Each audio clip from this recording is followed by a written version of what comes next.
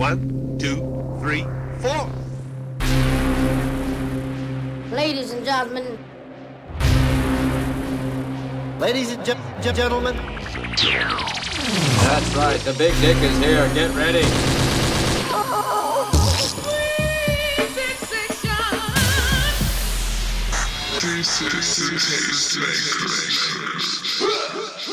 May we start? What's up, y'all? Welcome back to another Tasty Tuesdays talk with Zbrah and Geebs. Happy Tuesday, y'all. I am Zbrah, and I am joined alongside with me, as always, Miss Geebs. What is going on, guys? It's a beautiful day, and we're here. Yes, we are here. It's a beautiful day, as always, and we have a beautiful guest. Thank you. He's a singer and songwriter. Should we introduce you that way? Yeah. Singer-songwriter? And I also songwrite. That's accurate. Talk your shit. You gotta flex here for us, man. Songwriter, singer. Jaake Castro? Jaake Castro, that's me. Jaake Hi. Castro, from the Castro. I mean, I named myself after the Castro, actually. Oh, so it's not your real name? It's not my real name. You'll never know my real name. Okay, I was gonna ask. This is an alias. Jaake Castro. So I dig it. We'll start there. Yeah. It derived from The Castro district. So I grew up in Reno, Nevada, in a church, actually. So I was homeschooled in the church community. And so obviously when I found out I was queer, that was an issue. And the first time I kind of like stepped out was going to Gay Pride in San Francisco. And I was like so inspired that I was like, if I actually follow this goal of making music, I'll go by Jaake Castro. Because the Castro district was like the first time I ever like felt at home in my body. and how. Wow, that got serious fast. We're getting deep. We love these answers, though. Those are the answers that we see. We're getting Jesus. deep with Jaake Castro. But really, I was just throwing glitter around and making out with people. So it's not that deep. I was like, this is fun. But that, But how old are you? I was 19. Or 19. 19. I couldn't drink yet, so I think I was 19. Yeah, wow, that's probably TMI, but I lost my virginity at 18. I remember the next summer. So I was 19 for sure. Okay. Have you been to Folsom Street? Yeah, I went to Folsom for the first time this last time it happened, which was in Recently. September. Yeah. Because they took a break. Yeah, obviously. they took a break last year. And I then- had never gone to Folsom. I was scared. That's scary. But I actually had a lot of fun. It was so cool. And the community in San Francisco is just so like beautiful. They're like, the way they have each other's backs is really different than LA can Yeah, it's be. like small town vibe, I would say. It's not a large city, but a fairly large city. And everyone's super friendly. You could social, have a conversation with anyone, it seems like, Yeah. when you're there. so That's the fine. Bay, Yeah. it's like, I love it up there. I used to live up there. I have family there. It's like you can end up in any part of the city and you're going to meet an amazing group of people. You're going to have an amazing time. And just like, literally, every part of that city's lit, no matter where Yeah, you go, and yeah. you find your niche in there, and you just like have fun for the entire fucking night. It's yeah. San Francisco has its magic. But the terrible thing was everyone was naked and it was so cold. And it was foggy. And I was like, this is not the vibe. That is the Bay Area It weather. was like witch weather. Like, But it was like, haven't you heard of body heat? yeah, well, I found out. Body heat. I found I found out. There's only one way to survive that one. Did you have a cute outfit or nice outfit? Something extravagant? You know what? I was I'm a fashion kid, and I kind of grew up as a club kid in the club scene. So I kind of have this like natural inclination to try to be like the best dressed and like really unique looking. But I was like, you know what? We're gonna do I can tell that right now. This is the Keith Haring and I Disney love collab. that shirt. I love No that big shirt. deal. But I decided to do some a growth exercise. So I dressed like everyone else. I just wore a harness and black underwear and just Classic. faded in with everyone else. I was a normal, and it was fun. I was a normal. I was a love normal. it. I didn't stand out at all. So I got to do like more incognito stuff than I feel like I would have if I had worn some crazy outfit. The gimp mask. I did not wear a gimp mask. I kind of wanted to wear the puppy masks because they looked like they were having so much fun. What were the puppies doing? They were just like crawling around, like getting Like their the furries cardio. and stuff. Well, the pup community is different. They wear giant pup masks and like collars, and they have like people walking Walking them? them, and they're like pretending to pee on things, and they're like also like having sex. It was very strange, but they looked like they were having a good time. I was. I'm like, sure they weren't okay. cold. I'm sure they Yeah, weren't. they didn't look cold. They didn't. They were like exercising. I thought it was cute.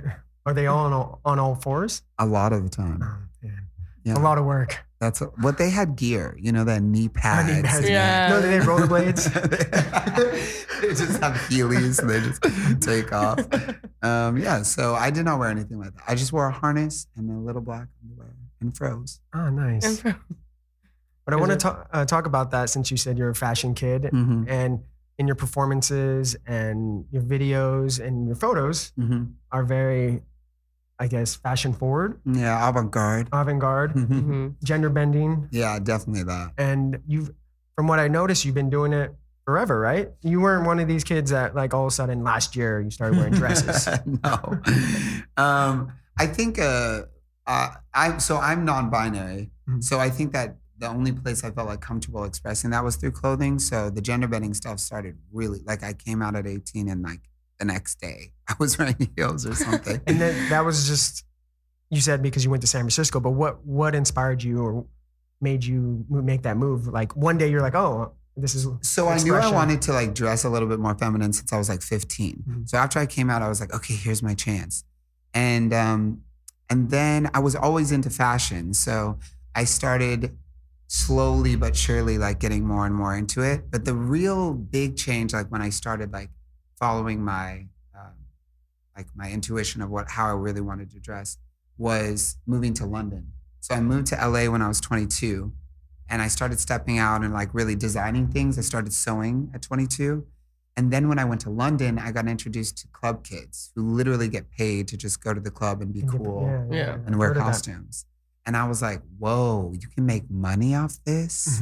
I've been doing this for free.com. Like, so Everything has a bag. Everything has a bag these days. The dollar symbol just lit I up. was like, whoa, I'll work way harder at this if someone will let me party all night and pay me for it. So then I got super into the fashion stuff when I was like 23 or 24. And it was very affirming for my gender or lack thereof, because I don't really have one. And then I came back to LA and I've been just going hard at it since then, since 2013 or 2014. Oh, I just gave my age away. No.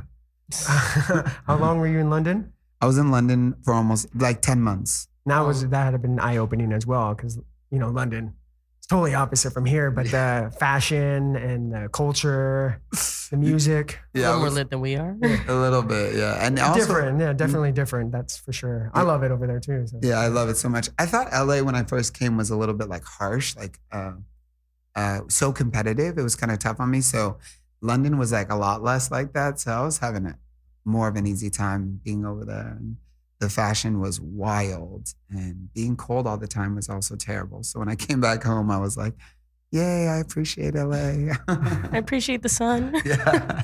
So you make a lot of your costumes? I do, as I started sewing when I was 22, but I was never good at it. There's like math involved and you have to like Measurement. you have to measure Measures or things. math? Well, I think it's the same. There are numbers, Yeah, numbers. in both. Yeah, it's a foreign language. Yeah, that's for sure. Yeah. So now I actually work with a lot of designers more, which makes me sound fancier than I am. But I work with Zach Stahl. He makes most of my clothing. But you and- give him the vision, you collaborate, and then Yeah. I'm like, I want to make this giant jellyfish skirt. And I draw out with him. And then he says, that's impossible, but I'll make you this skirt instead. And then the skirt. I'll gets make you a made. squid. But I definitely don't have people like make clothes for me and then they're like, you're wearing this. I always design practically everything I've ever worn. You're ready for the Met Gala. Oh my God, that's my dream. You'll get there. Trust. But if I went to the Met Gala, I think I'd wear like dirty pajamas. Dirty, like how dirty? I don't know. I think I would just like be like, I think it would be punk rock to like be this fashion icon and then not go in fashion. and then Just like go in slippers. And just a pajamas. rebel. A Just a SpongeBob outfit. rebel. Yeah.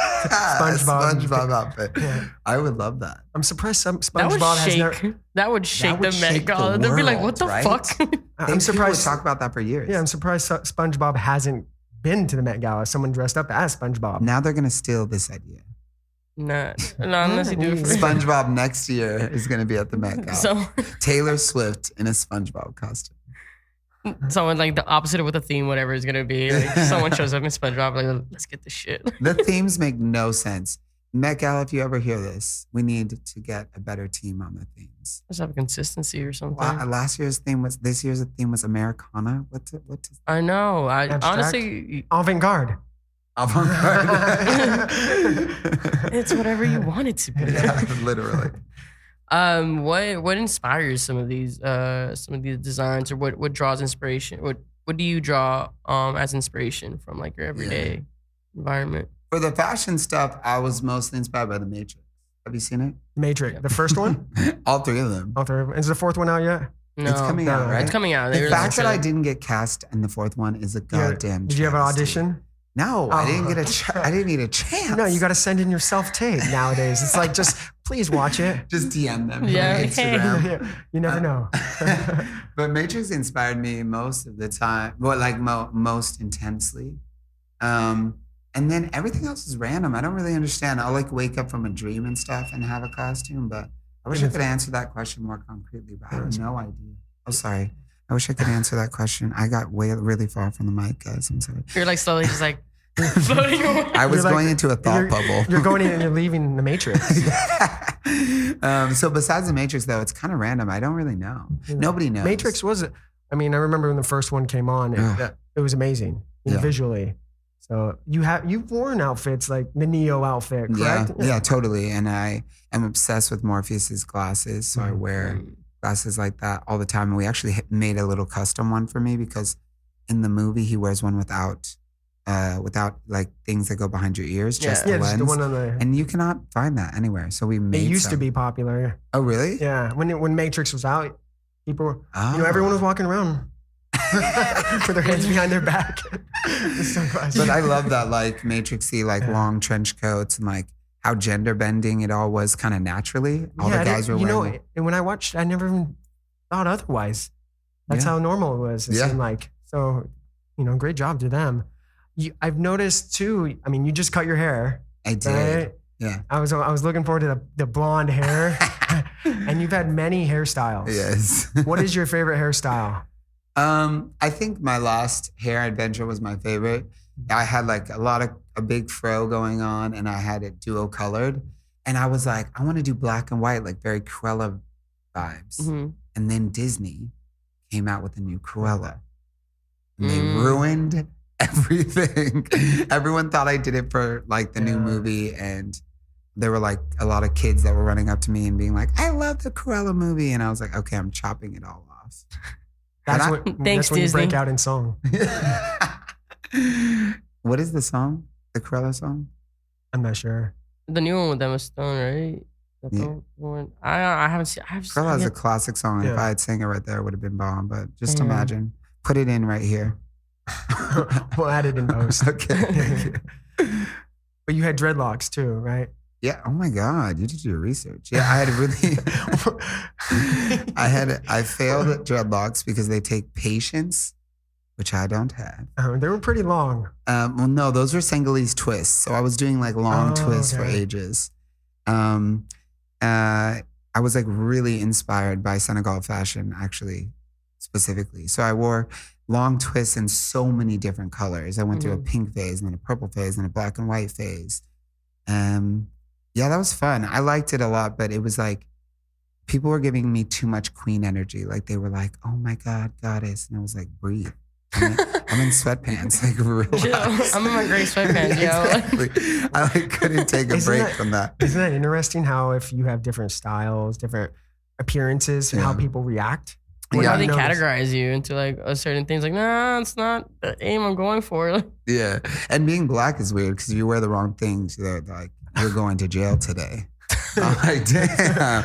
Okay. They're like, that shirt is too long. Jail. I'm like, oh my God. So yeah, If it's a description, jail. exactly. So how long?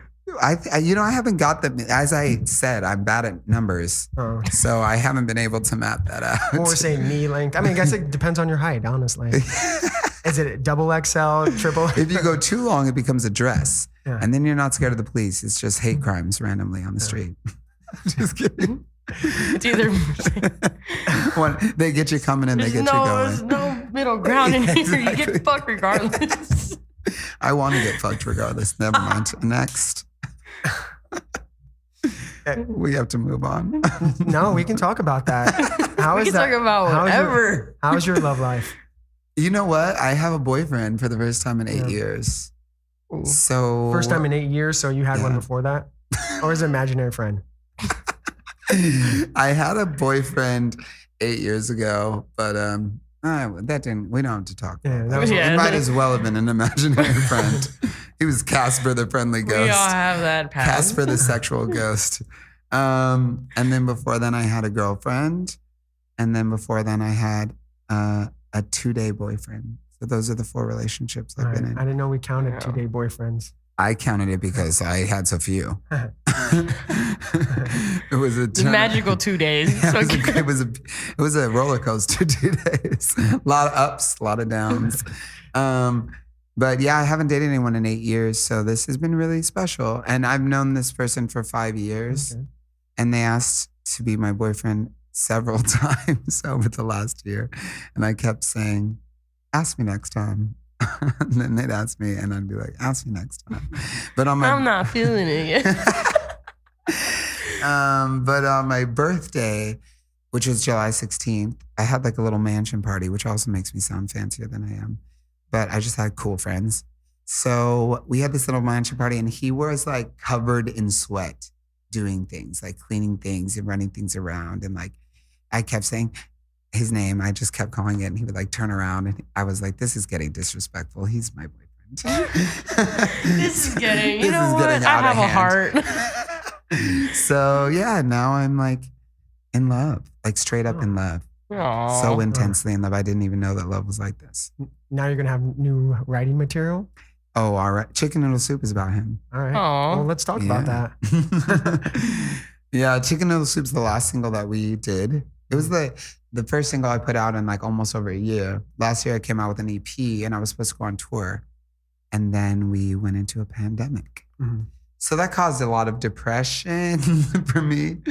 So You said you were planning to release that Chicken Noodle Soup last year? no, the EP that I came out with last year, after I released that, because I didn't get to go on tour, I was like, I'm done. And so I didn't release any new music for over a year. Yeah, yeah. until Were you Chicken creating Noodle those Soup. still? Oh yeah, I was writing.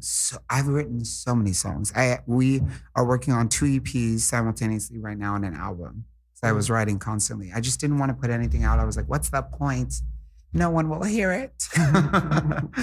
So That's the important thing about being an artist, right? You Yeah. always like fighting with yourself. yes, So literally beating myself up with my fists, like Fight Club.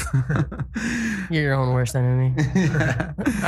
How did Chicken Soup come to be? Like releasing it and just So writing the song was interesting because I was just starting to. This boy that I'm dating now was just starting to ask me to be his boyfriend, and I kept telling him no. And there was an All Black Lives Matter march that happened in West Hollywood, California. And afterwards, I was with the guy who produced the song, who's very talented, King Cassini. Shout out to King Cassini. And we were on some substances, dancing in his living room. And he was like, Jake can write a hook to anything. And he started playing like beat after beat, and I would write a hook in the moment, like just freestyle. And when we got to the Chicken Noodle Soup hook, everyone started screaming, like losing it. And so I knew like I had to finish that song. And the song is really about not being sure if you're going to be good enough of a partner, if the other person's going to be good enough as a partner, and like turning something that's purely sexual into something more real. And so like the chorus goes, chicken noodle soup for the soul, make you feel right. I can keep you warm in the middle of a cold night. So it's like still sexual, but I'm like wondering if I can like be that person's like, you know, when you get sick, you get chicken noodle soup when you're feeling Yeah. sad, yeah. you know? So I'm like, you know, I'm still trying to say this is just sexual, but like maybe I could be like, you know, A little bit more. A little bit You more. care about him. You care for him. You know. And the second chorus is like chicken noodle soup for the soul, make you feel right.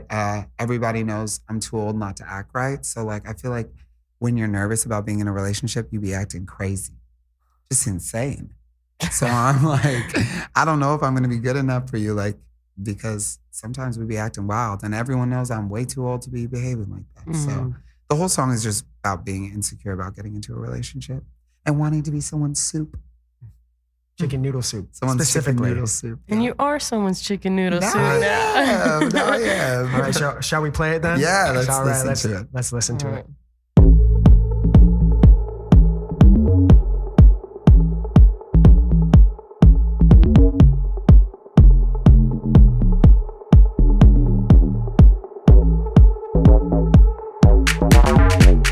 Is that right? Lovely. Aw. Yeah, sick. Where's chicken noodle? You know, chicken noodle soup, when I first heard it, has the Disclosure vibes Mm-hmm.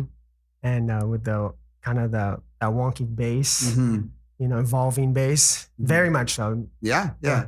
It's UK deep house Yeah. and it's like very Disclosure inspired. And a lot of people consider my music like crybaby music.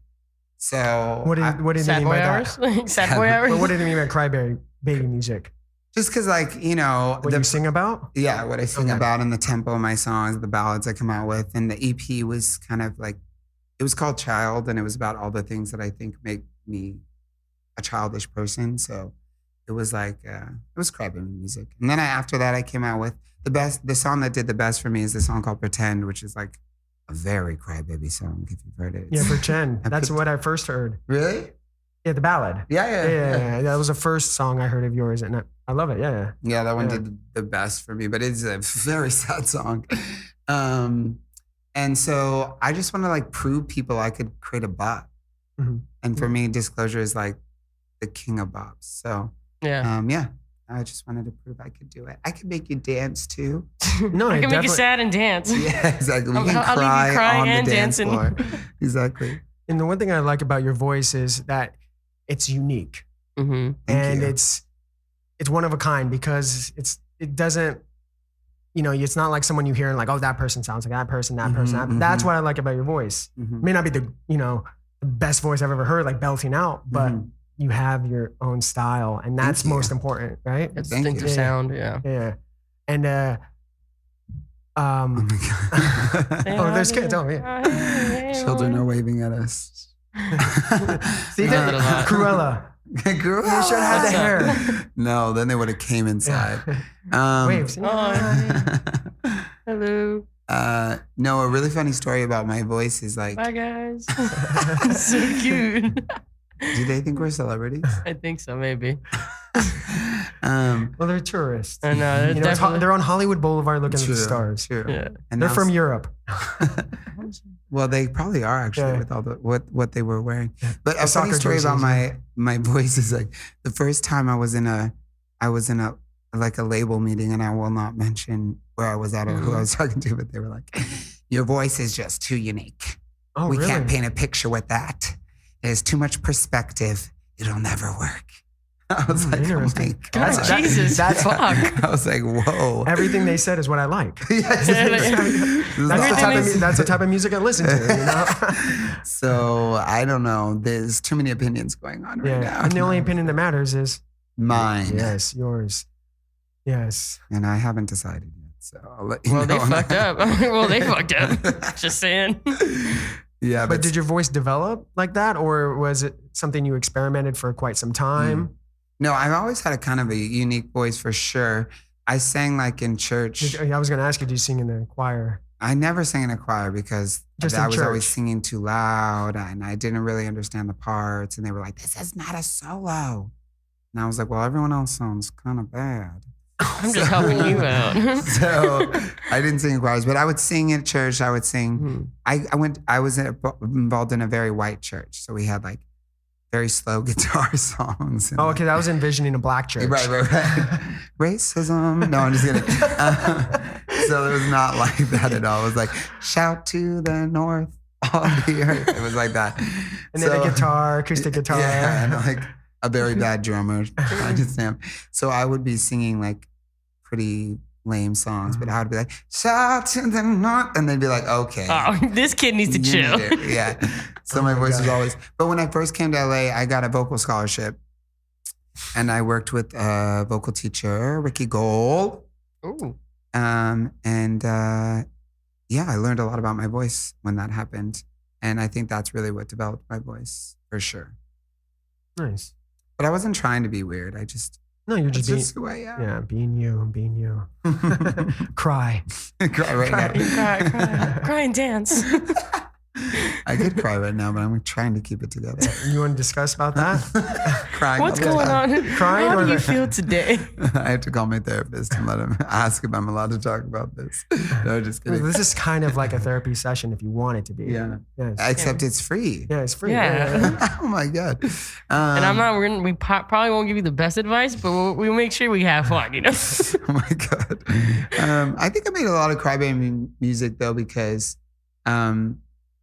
when I tried to write about happier things, it just felt like everyone else's music. I don't think like I was making very good happy music. The sad stuff for me was like, Comes easier. I thought it was more unique and like better than my happier music. Mm-hmm. But I'm actually a pretty happy person in general. Well, like with me, like when I listen, I love sad music, but I never think of being sad Mhm. when I hear it because it usually has a good beat or, Mhm. it's really constructed really well together. So, I mean, you listen to the lyrics and maybe sad, but Mhm.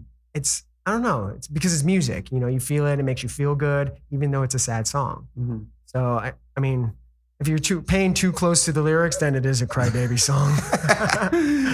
Well, I think pianos make me emotional. So when I listen to sad songs with piano, I'm like, should I go to the bathtub and cry? Should I just take a shower right now? Yeah, exactly. So I don't know. Sad music makes me sad. You're just a weirdo. I am weird. Yeah, Zebra's just happy all the time. Like he's just like, yeah, my life's great. And I'm like, fuck, man. Isn't that so much pressure? How does it Like- feel to be God's favorite? Because I have to fucking soft cry and coffee every fucking morning. Never ask a happy person how they're doing first. You have to wait till they ask you so you can tell your truth and then hear about how great their life is going.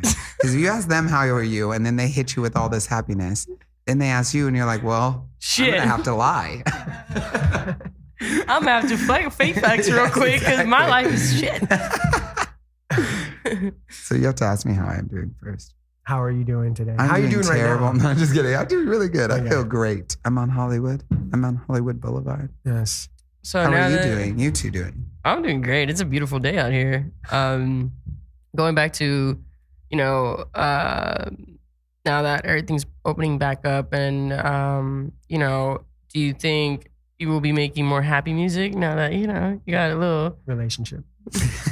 you're not gonna lie, when you're in a relationship, you're like on cloud 9, But you yo. I haven't felt that shit in a while, but I remember. So the two EPs that we're working on, one is called Crying Mhm. and one is called Dancing.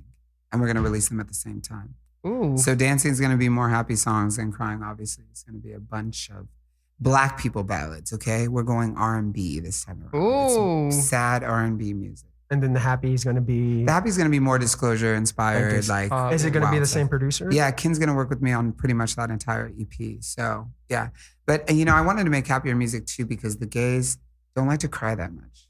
Mm. They'd rather party and take off their clothes. They hide their emotions. Yeah. Exactly. They're too busy covering themselves with glitter to cry. Dance through the pain, boys. Dance. Yes. Oh my God, fierce. Sorry, someone's coming in Oh, an yeah. amazing outfit.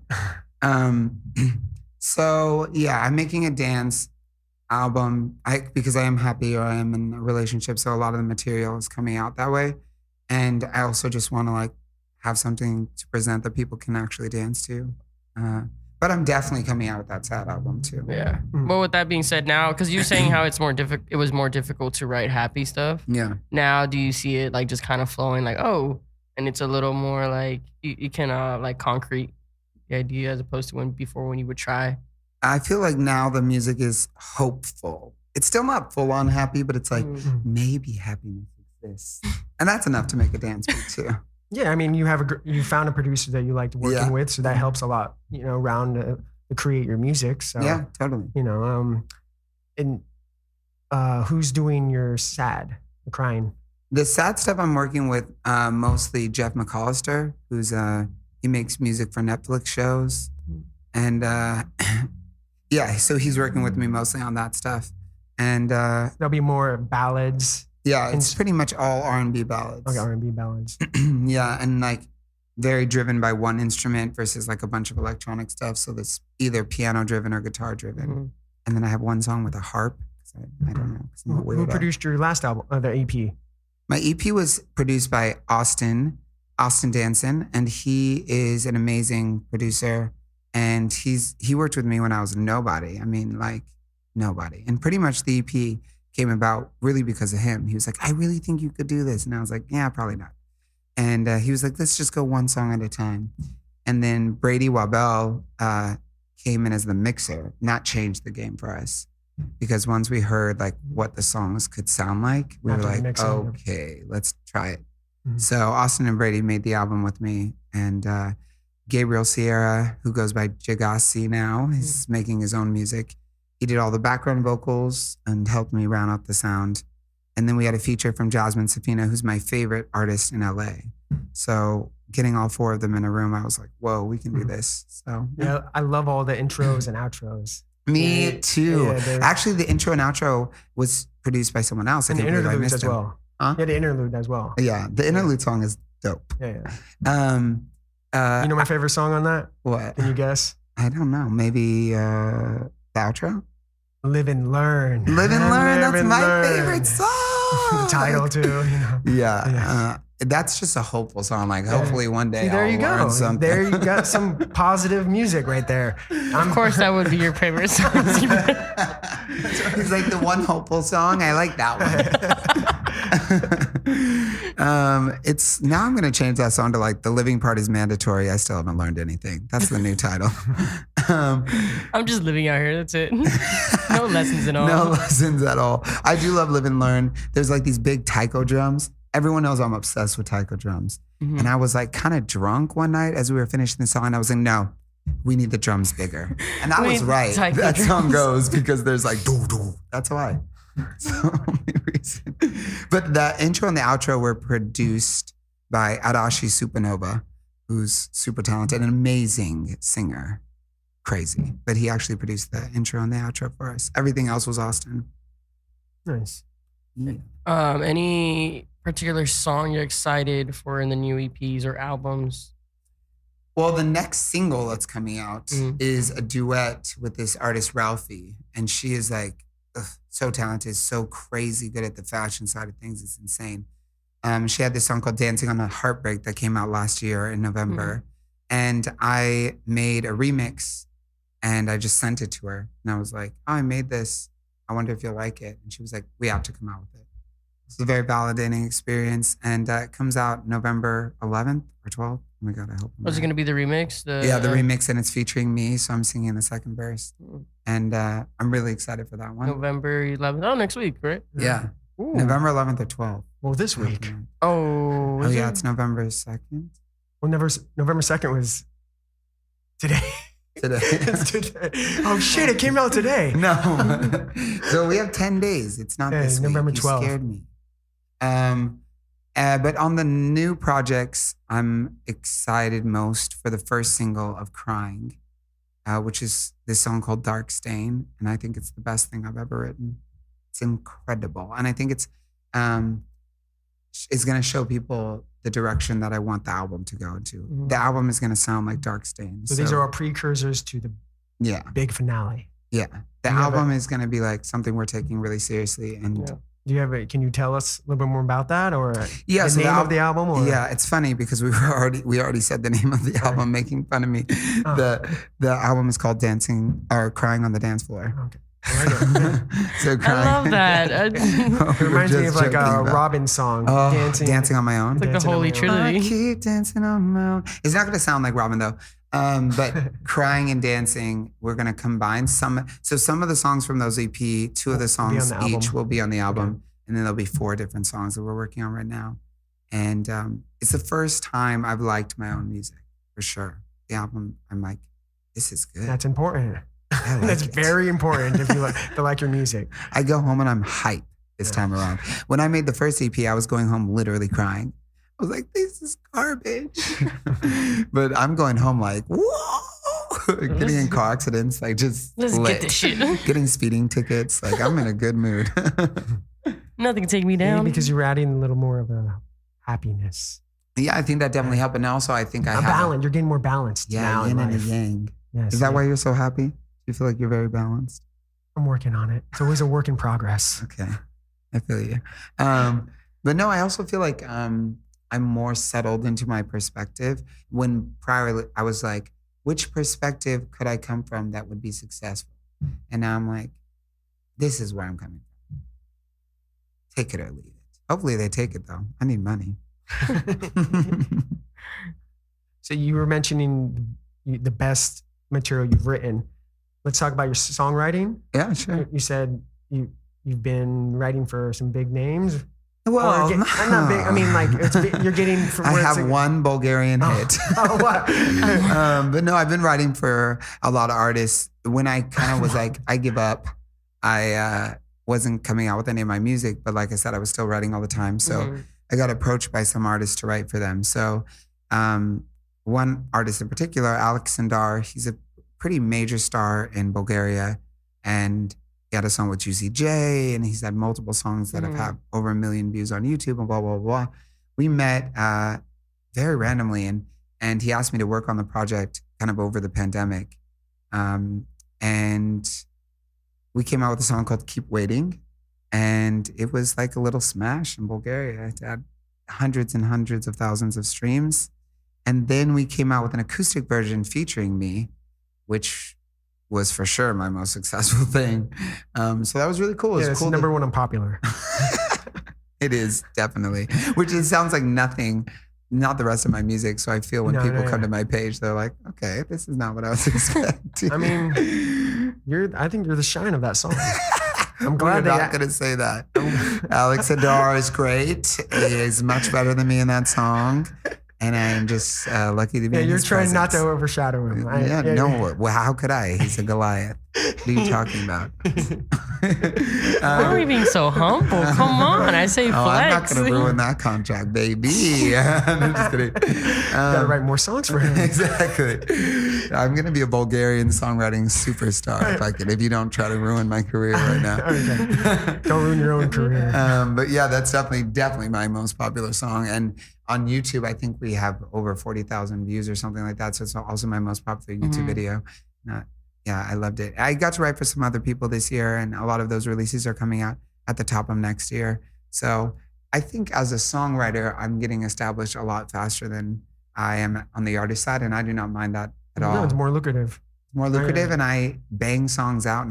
I don't have like the same mental health issues with songwriting as I do with like my actual work. So yeah, I like it. It's also fun. How are you happy with every time you release a song to someone, an artist, how it projects, and how you hear it and how it sounds? You were very happy with it? Yeah. Or does it matter? It doesn't matter to me because it's like so little pressure that I'm like, it doesn't bother me. So as long as they cut that check. Exactly. And I definitely like giving the songs to people with money because I keep waiting. The label made a music video for it with a humongous budget. And it was like my first time I seen my work in that context. And I was like, whoa. And one of the other artists that I wrote for that's going to come out next year is another similar story. He's signed and the label really liked the song. So the video they're making right now is like bananas. So it's really, I like it. It's better than, to be honest, me coming out with it and we're like, shooting the video in a garage. I'm like, this song deserves more. Are you in the works of making more music videos or planning as far with the My last music video for Covet, which was my most popular song for a really long time, got nominated for a Queer Tea Award. So I have this problem when things go well of being like, how will I top that? But in general, I'm very good at topping. I was just going to ask. I was like, what do you mean? There you have it, folks. Just want to make that's the real answers you want. And that's the end of the interview. Thank you, Jake. Have a good day. Nice that's all I was trying to figure out. No, I'm a verse king for the record, but I'm very good at topping. So I get nervous. Talk your shit. This would be the highlight of the interview. I have to tell my truth. You got to live it, bro. You got to live it. But I'm nervous about shooting another thing. Covet was so crazy because the director, Tom Goss, who's changed my life in so many ways and is such a mentor to me, he has access to the YouTube studios because he's already YouTube famous. And because we got to use the studios, like we worked with the highest equipment and like brilliant people. And so here we go. Shooting that music video was crazy. And we got to use the best equipment and I got to work with brilliant people. And then after the nomination, I just feel like I'm going to take my time and make sure that the next video tops that situation, which that situation was pretty insane, getting to use YouTube and getting nominated for that huge award. I was nominated next to Rufus Wainwright, Trixie Mattel, who ended up winning. And so I need to take my time and make sure that the next thing is amazing. Do you enjoy the process of it though? Like do you think as you can put as much as your talent into songwriting and like being creative of your own music videos and Yeah, I think I'm a visual artist first, actually. I think as I'm writing the song, I'm like hearing what the outfits will be and what the videos will be. I'm just not rich enough to be the type of visual artist that I want to be. But I definitely, shooting Covet was so cool because the director was like, today we're just going to treat you like a celebrity. You're not going to be involved with building anything or anything like that. So I just sat in the makeup room and like drank expensive coffees and got my makeup done and like, my shoulders massaged. It was crazy. Oh, I think I saw you posted that, right? Yes. It was so nice. It was I could get used to this. Like I could get used to it. Yeah, exactly. They were like putting body oil on me for the shirtless scenes. And it was very erotic. It was very nice. I was like, wow. The makeup crew is just like, yeah. So you're just like, yeah. The makeup artist was so handsome. It was great. Ryan Holiday, who's an amazing singer. And if you look him up, he's very handsome. I'll Google him. I'll Google him later. So yeah, shooting Covet was a dream. It was probably the best day of my life. All right, that's good. Yeah, if you haven't seen it, you should check it out. Only up for here then. Only up. Yeah? Up. Only up. You can't, there's only one direction. So what else you got scheduled going on in the next, I guess, after the release into 2022? Mm-hmm. Well, after the release, it's the holidays. So we're not going to do anything because we can't compete with Santa Claus. Yeah, I mean, after dominates. 2020. Yeah. But in 2022... It's Mariah Carey season. You can't do shit. No one's going to outdo that. No, I'm not going to try. No Christmas albums, though. No Christmas songs. You know what? I do want to come out with a Christmas album at some time. I actually love Christmas music. Would it be original or rework? I've written 2 Christmas songs. Ooh. Yeah. You should do a Christmas EP. I have a whole song about being queer. That's a Christmas song called Snowflake. Because every snowflake supposedly is unique. Yeah. No 2 snowflakes are the same. I heard that. Which is one of the lyrics in the song. So I love Christmas music. And I will come out with an album, but it's going to be like, I'm going to be a clean 50, still pretty hot. And that's when the Christmas album will drop. So after Christmas, 2022, we are going to release the 2 EPs. Mm-hmm. I want to release them in March, which is when my last EP tour was stolen from me by COVID. So we're going to release them in March. And then we're going to go on a Pride tour. So we're going to go to a bunch of cities during their Pride seasons and perform mostly the dancing EP, but a little bit of the crying EP. And I'm very excited for that. So Crying next summer should be great. Crying on the dance floor. That album won't come out until like 2023 or something like that. Okay. Yeah, just the EPs, Crying and Dancing. For next year. For next year, yeah. Crying on the Dance Floor is going to be kind of a bigger moment with a lot of music videos and stuff. So we're already selling my organs for that for 2023. So we gotta wait. We gotta wait for my credit score to get as high as homie to the left over here. Putting it to shame. Work in progress. Yeah, well, it's a lot of work and a lot of progress that needs to be done. To get that credit score. Once you get to that much work in progress, they start calling it a miracle. They start saying you need a miracle. There's your next song. Oh my God. Yeah, I would love that. Growing about credit scores and miracles. Oh my God. Well, I do have a song called Approved about like when you're nervous if the card that you swipe is going to get approved or not. And it's on the dancing EP and it's pretty good. It's like a hype song. If you get it approved. So you're going to make a great video. You're like. I just want to see you swiping cards. Like.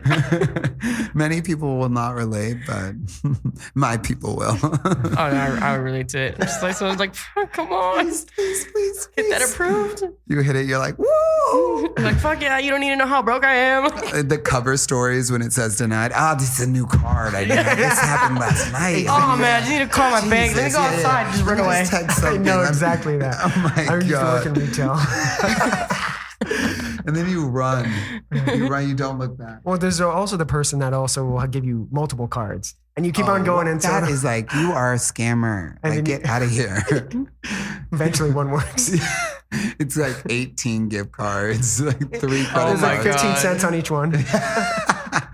Yeah, I managed a Target for 3 years. If you live in LA, I managed the Target in 7th and Fig, which had the highest instances of downtown. fraud. Oh, of the any one Target. in downtown. The one in downtown. Yeah, by Zara. Yes. Oh my Some God. shit always happens in So that. Some shit people would always walk happens in in that there with Target. like 50 cards, just Wow. committing fraud. It was crazy. No, And yeah. coupon fraud, like you wouldn't believe. They'll like buy 28 things on a coupon for free that they made themselves, and then they'll return them all and make money. Wow. It was very stressful. You're giving some other people some ideas. Well, a lot of them went to jail. Pick your battles. So be careful. Your credit score is not going to do well there. Lesson learned, just print out one. Yeah, to print out one. Don't be greedy with your crimes. Yeah. But that's actually true. People would get away with more crimes if they weren't so greedy. Yeah. Yeah, I mean, you only get caught when you become. Not that I know from Someone's gonna experience, be FBI. someone's Not that I someone's know gonna from be experience. listening, like taking notes. Yeah. Like, oh, take my time. Like, yeah, okay. Oh no. So This is the- how I amass my crime mob to pay for my album in 2023. Are you listening? Take notes. If you can elaborate a little more on the Pride tour that you mentioned a little earlier. Yeah, so it's a little bit up in the air, but we're definitely going to do all of the, like we're doing Long Beach Pride, we're doing San Francisco Pride, we're doing every small town in California's 2-day prides. And then we're going to definitely go up the rest of the West Coast. So we're doing shows in Washington and we're going to Spokane, Washington. So that's going to be lit. That's gonna be fun. And then we're going to try to do like the Bible Belt area because they don't get a lot of people going through there. And I want to give that area like a cool show. So I feel like they probably don't get a lot of them. So we're going to do a bunch of the Bible Belt area. And then I would really like to do some stuff on the East Coast too, but we'll see if that happens. But man, it would be a dream to do stuff in New York and DC. So we'll see. But there'll be pretty small sets. And I just want to introduce myself to more people and have fun times and maybe kiss queer people. Wear a lot of glitter. Wear a lot of glitter. It'll be a tour, which is exhausting, but it'll be like 3 months of also growing to Pride, which is awesome. Yeah, exactly. Yeah. Also, Very Pride's exciting. happen on the weekends, so during the weekdays, I can sleep. Oh, of course, yeah. Sleep all week. Sleep all week. Sleep all week. Stay- Just come out on the Wake weekends. up from my coffin like, Pride again. Every Friday, just like it's today. Happy Pride. I'll get so like They go to your burnt. hotel room and you're just like hanging. Yeah, like a bat, a rainbow bat, just waiting to be released. glitter and everything. I'm Full face of makeup. I feel like I'll be so burnt out on rainbow by the time. I'll probably. By the time Pride actually comes to LA, but I don't see any rainbow shit. Go to Target, you just fucking. By the time I come back, I'm fully homophobic. Fully voting for the worst people on the planet. Just homo exhausted. The opposite of homoerotic. Just homo exhausted. I love that. I come back to my boyfriend. I'm like, don't touch me. You're so gay. You're so gay. Everything does gay. No, my boyfriend just came out 2 years ago or 3 years ago, like super, super officially. And this is definitely his first relationship with a guy. So he'll still he'll watch videos of us like, oh my God, we're so gay. So cute. He just bashes himself. He's literally hate crimes to himself. I'm always like, don't be mean to my boyfriend. He's like, what the fuck? Who is this guy? Why does he look like me? Yeah, exactly. Who's that gay kid masquerading as me and why is he in love with that other boy? Oh my God. Well, I mean, 2022 sounds like a lot of stuff is going to be happening. I want to get your opinion on queer baiting because, you know, that I've seen a lot of artists now taking that leap, Mm-hmm. but lack to build the foundation of, to give back to the queer community or representation of the queer community? I have a different take on this. So I'm about to get hit with heat, probably. But I don't really prescribe to queer baiting because I think that queer people, because we participated in things way earlier and for way longer than the straight world has, I think that's given us a sense of entitlement to certain things. For example, boys wearing dresses. We cannot claim that. We can't own that. Also, there's tons of cultures where straight men wear dresses all over Africa and indigenous people throughout the world, really. So I also wonder if there's like backgrounds of race of trying to claim, of like race culture of trying to claim that. So I get very uncomfortable when queer people are like, that dude can't wear a dress, or this person, that hairstyles got like so bashed by it. And I'm like, I always thought the goal was that all men were going to get softer, and as society, we were going to have less and less rules. So I'm pretty much celebrating most of the things that they call queer baiting. My only problem is like fake, literally like, TikTok stars will have like fake boyfriends. That is definitely the line for me. I can't stand anything like that. Or people making products that are obviously centered around queer people and then voting against queer people interests, or not even knowing enough about queer people to know that things they're saying or doing or believing in are super problematic. So I don't support that. So I don't support queer products being created by people that clearly don't have any background in the queer world. And the whole fake relationship thing that's blowing up on TikTok is crazy. If I catch y'all, it's on site. No, that's disrespectful. Well, it goes to the same example, like how Pride has evolved and major corporations are getting involved when they were never involved ever, you know? So half the CEOs voted against the rights then. Yeah, exactly. So I hate when like clearly the company doesn't, like they only, for 2 seconds, Chick-fil-A had a Pride situation. And I was like, this is insane.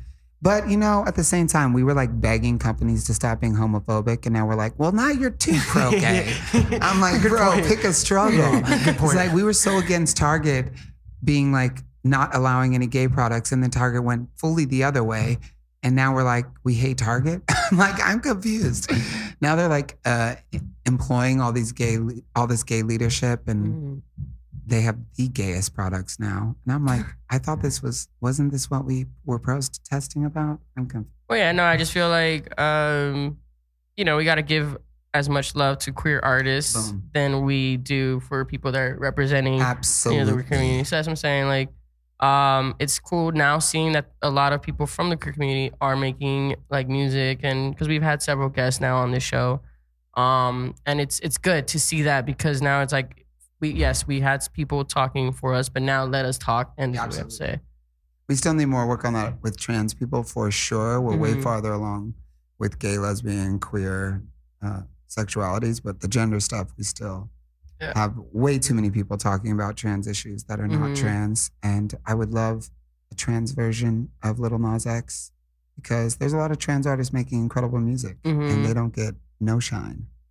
Yeah. You want to say some names? Or? Yeah, Hope Kenyon. I love her so much. Star Amasu, so talented. A lot of also genderqueer femmes. I think you can be genderqueer, but when it comes from a real place of femininity, it still is not really allowed. So the artist of my life in LA is Saturn Rising. Oh! If you don't know Saturn Rising, you should definitely look them up. Cool. So talented. I'm taking my notes. Okay. Yeah, those would be my top three. Oh.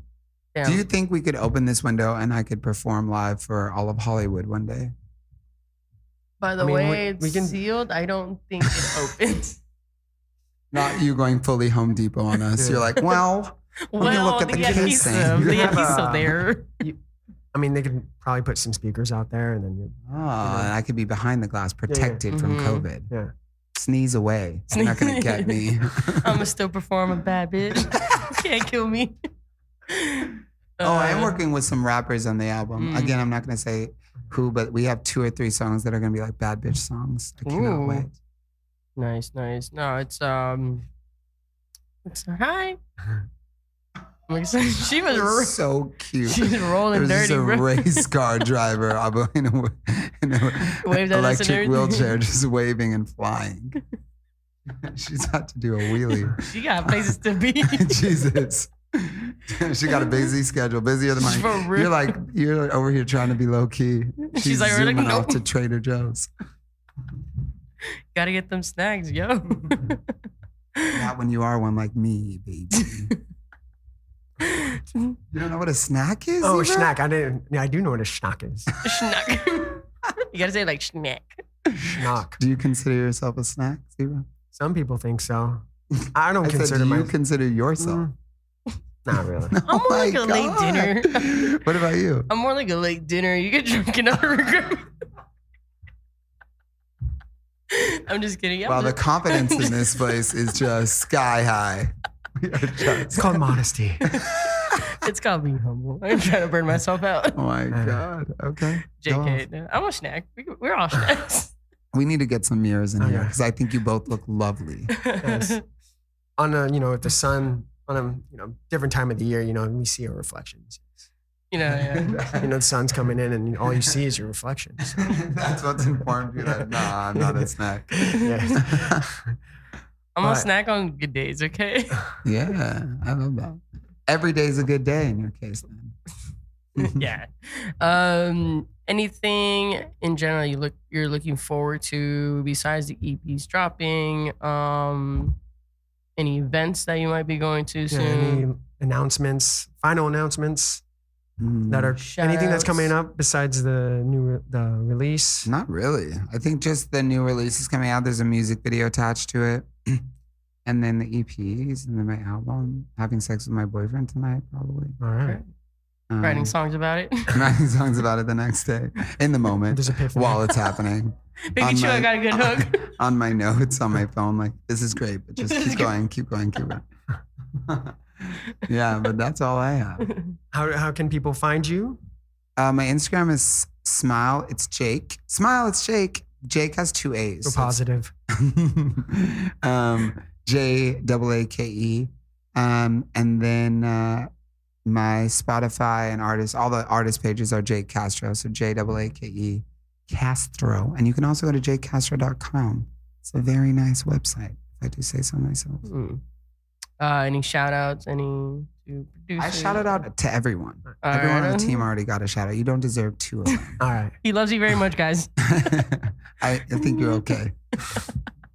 Well, thank you so much, But, Jake. thank you so much for having Thank me. you so Jake. much. I really appreciate it. Yeah, Yes. no, it was a fun time. We appreciate it. We appreciate the energy. Lovely energy to have. Thank you. Toodles. Toodles. You're listening to Tastemakers. with Zebra and Geebs. You're listening to Tastemakers. Dash Radio. Do I make you horny, baby? Oh my gosh. The music just turns me on. Let me